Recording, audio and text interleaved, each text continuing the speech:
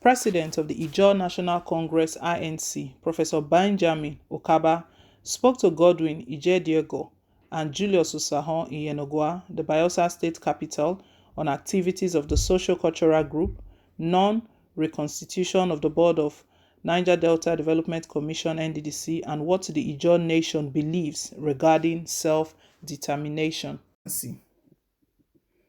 You mentioned self-determination. Is that still on the table? Self-determination is the only thing that's on the table. This is because we had visited the president of the country in June last year, where we explained that the Ijaw are very peaceful people and believe in Nigerian project. We enunciated the modest contribution we have made to this country and in stabilizing it, not only economically but also politically, right from the pre-independence era. The latest being former President Goodluck Ebele Jonathan following the 2015 general elections. Our patience and silence was being taken for granted.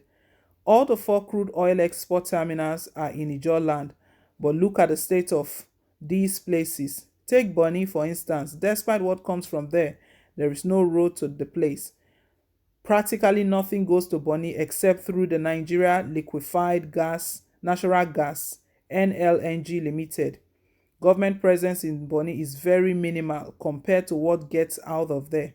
Look at the environmental devastation and degradation in Ijaw land. What have we done to merit all the lack and underdevelopment?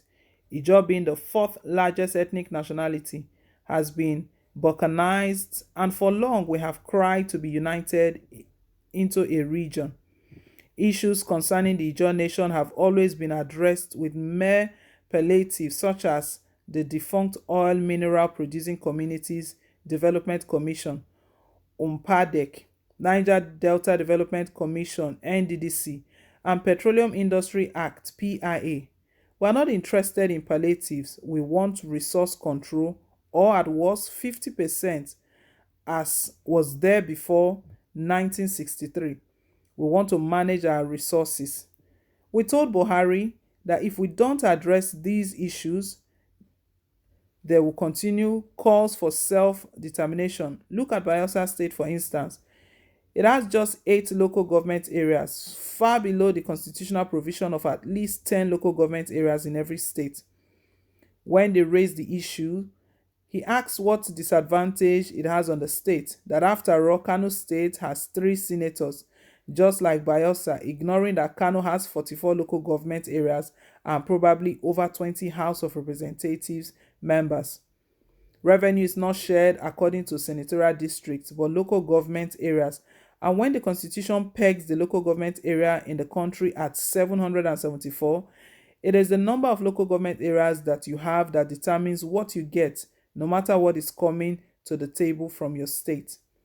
We should be fairly represented in appointments, especially as regards oil companies or corporations, and so on. We gave him time, but have discovered that rather than improvement, things are getting worse, particularly with the PIA. We asked for a minimum of 10% to the host communities, but what did we get? An insulting 3%. For what? Just as we projected earlier, implementation of even that paltry amount will be a problem. Meanwhile, the exploitation is going on, and 30% of the profit from it is used for the exploration of frontier basins, all of which are outside the Niger Delta. On December 4th last year, the Ijaw people met what we call the Ijaw Summit and did introspection and retrospection of the struggles, efforts, and strategies we had applied in the past. Recently, we made it very clear to ourselves that we had fought wars, destroyed our environment, and gone into advocacy.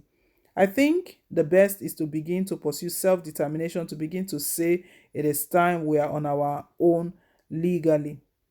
How is that going to be different from what we have seen in the Southeast and Southwest? He responded.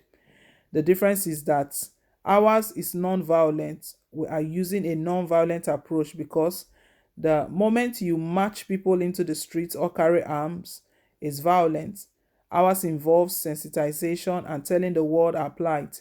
There is a procedure following the African Charter on Human and People's Rights. We're looking at those strategies and there are stages and steps we are studying.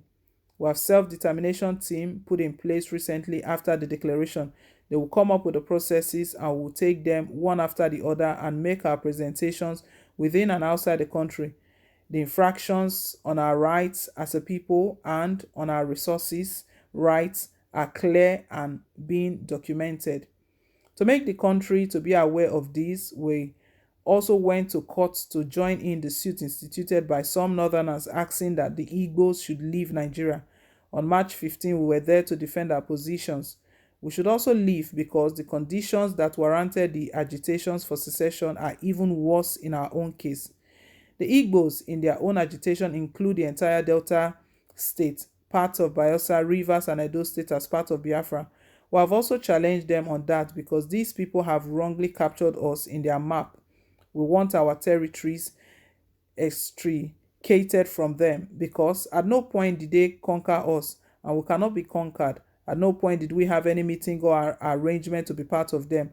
Ours is that the federal government should let us go and that Biafra, if they are going, should leave us alone and let us determine when we want to go. When I received that committee's report, which will come very shortly, we're going to follow very legitimate processes. Some people ask whether that is possible, and I tell them there is nothing that is not possible in the world. I just pray that the peaceful approach will get us to where we want, as that would be good for Nigeria and everybody. Would you not rather opt for restructuring of the country?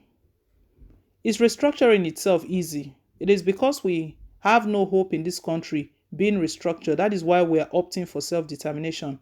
At the 2014 National Confab, we took a position on restructuring, but we discovered that the oligarchy seems not to support that, which ordinarily should have favored everybody.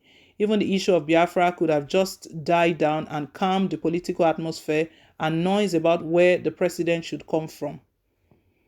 Some Niger Delta people allege that the region is still marginalized in the scheme of things. Do you think so? I don't just think, I feel so. What is our level of participation in governance today? Very minimal. Take the issue of appointment, for instance. At the federal level, apart from the constitutional provision that a minister shall be appointed from every state, how many appointments are given to our people? Look at the appointment into the management of the Nigerian National Petroleum Corporation, NNPC. There are very few appointees from the Niger Delta. Look at the service chiefs from 2015 till date and distribution of amenities. We are not being given our fair share, and that is very clear. Could the issues with the NDDC be related to this alleged marginalization? The issues with NDDC, at some point, one finds it difficult to know what is going on, whose interest is being served, because we have rules governing any particular institution. Why are those rules being set aside and an interim sole administrator appointed? They instituted forensic audit of the agency but have refused to publish the report months after it was submitted. It's obvious that there are some things they don't want to tell us about what they are doing with the NDDC, giving room for so many speculations. But I want to assure you that the people are not resting. We'll continue to call for the board to be reconstituted and substantive appointments made into for the NDDC to be managed the way it should be managed, with fair representation, and the current sole administrator should be audited and the forensic audit itself go through another audit.